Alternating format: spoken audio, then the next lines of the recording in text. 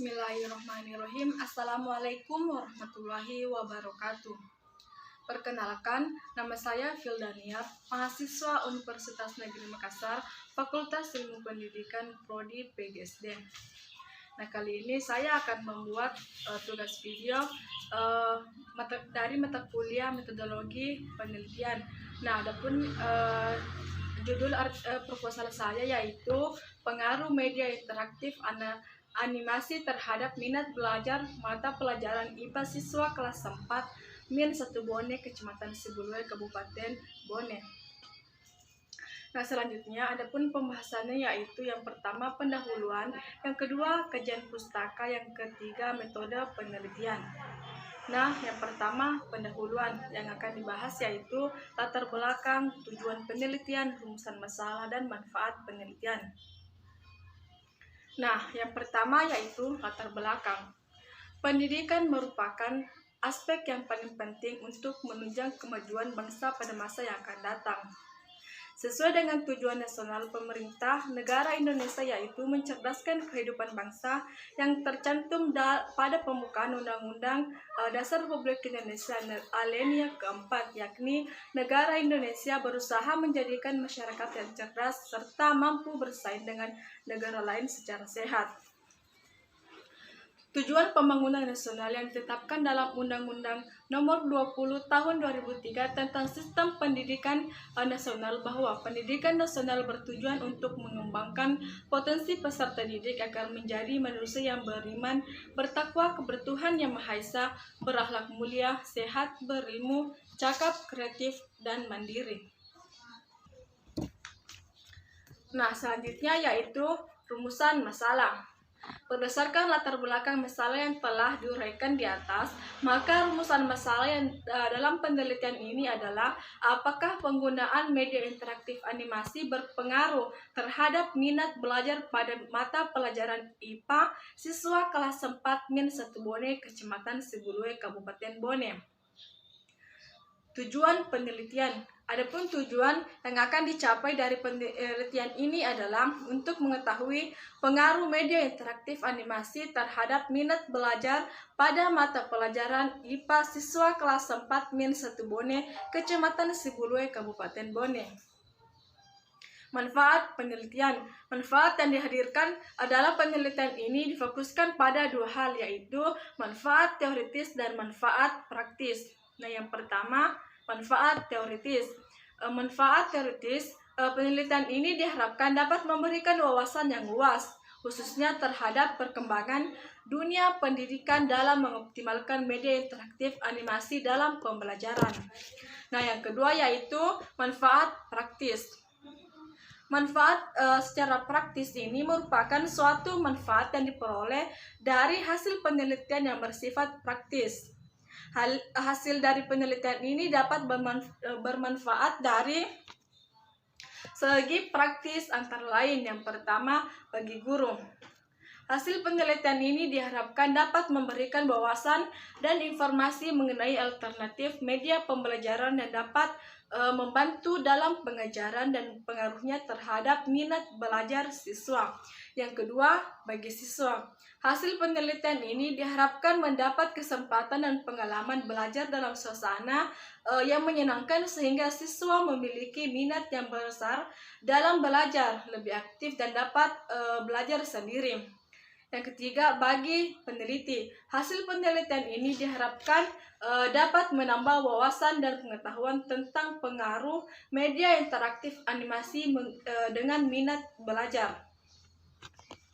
Yang kedua yaitu tinjauan pustaka. Nah, adapun yang akan dibahas di tinjauan pustaka yaitu kajian teori, kerangka pikir, dan hipotesis penelitian.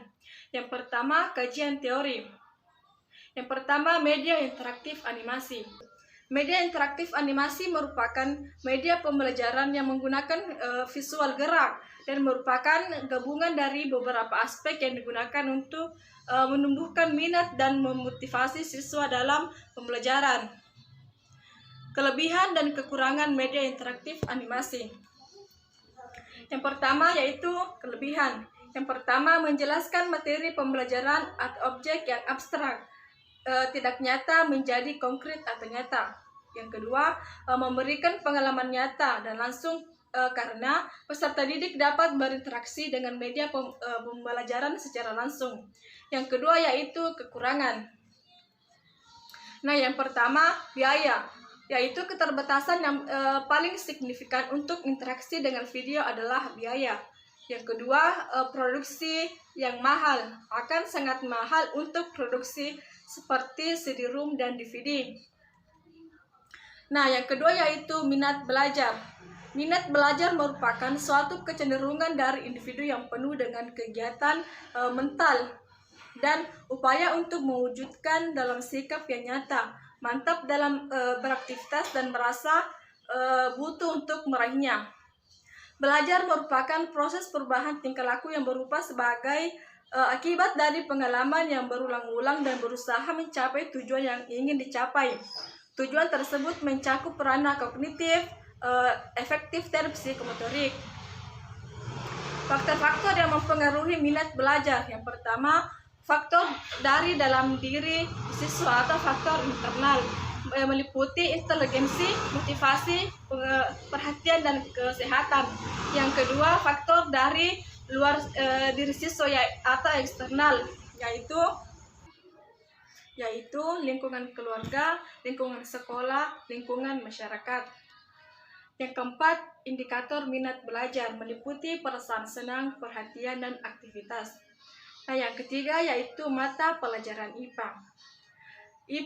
Ilmu pengetahuan alam merupakan ilmu berhubungan dengan cara mencari tahu tentang alam sekitar secara sistematis.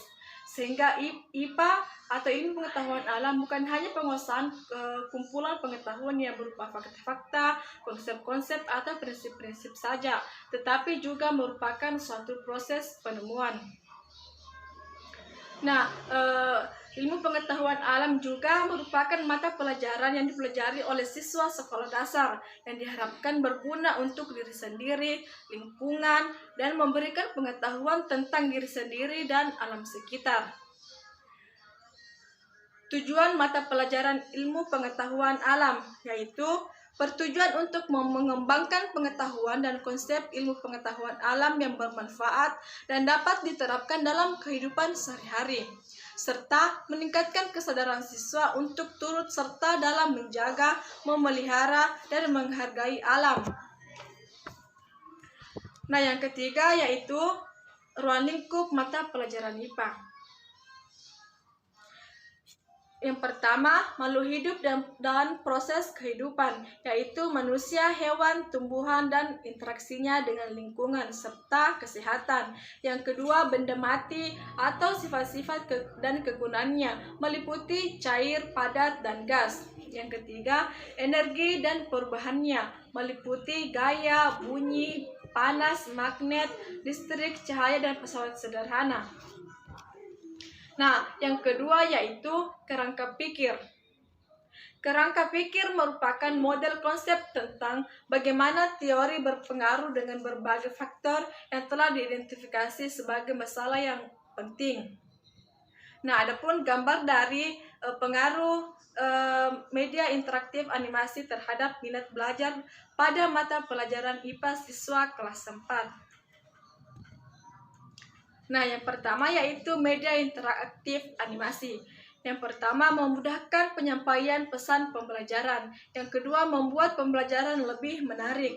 Yang ketiga, membuat pembelajaran lebih interaktif. Yang keempat, meningkatkan sikap positif siswa terhadap materi pembelajaran.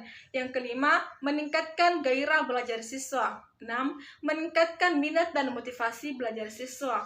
7. Menjadikan siswa berinteraksi langsung dengan kenyataan. Yang kedua, minat siswa.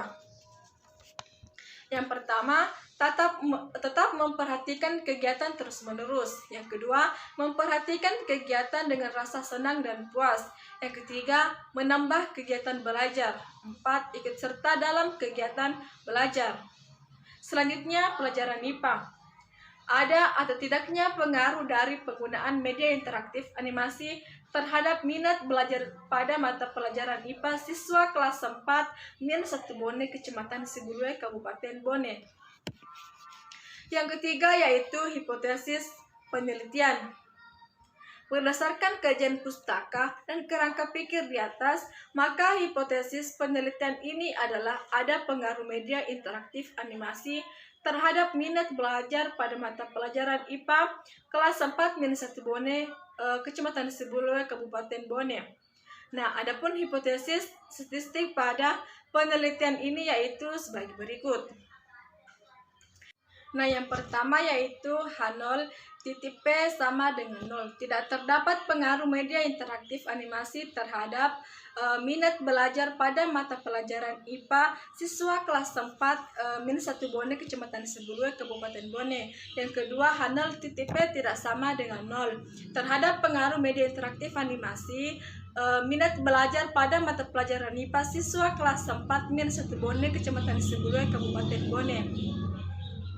Bab 3, metode penelitian. Yang pertama, penelitian jenis penelitian yang merupakan pendekatan yang sistematis untuk mendapatkan jawaban dari suatu pertanyaan. Nah, adapun jenis-jenis penelitian. Yang pertama, ditinjau dari pendekatan analisisnya, meliputi penelitian kuantitatif dan penelitian kualitatif. Yang kedua, ditinjau dari kedalaman analisisnya, meliputi penelitian deskriptif dan penelitian inferensial.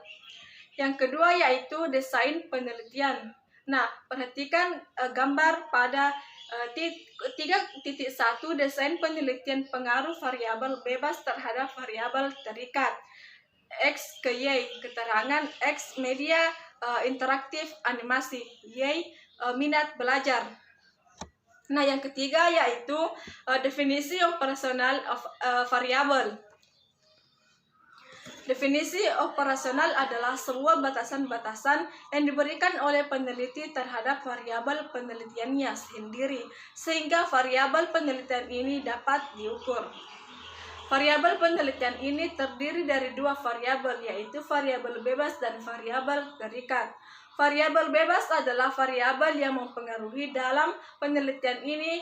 Variabel bebasnya adalah media interaktif animasi, dan media interaktif animasi merupakan variabel X. Nah, sedangkan variabel terikat merupakan variabel yang dipengaruhi oleh adanya variabel bebas. Variabel terikat dalam penelitian ini adalah minat belajar siswa. Nah, yang keempat yaitu populasi dan sampel. Yang pertama, populasi. Populasi merupakan seluruh data yang menjadi perhatian dalam suatu ruang lingkup dan waktu yang kita tentukan. Yang kedua, sampel.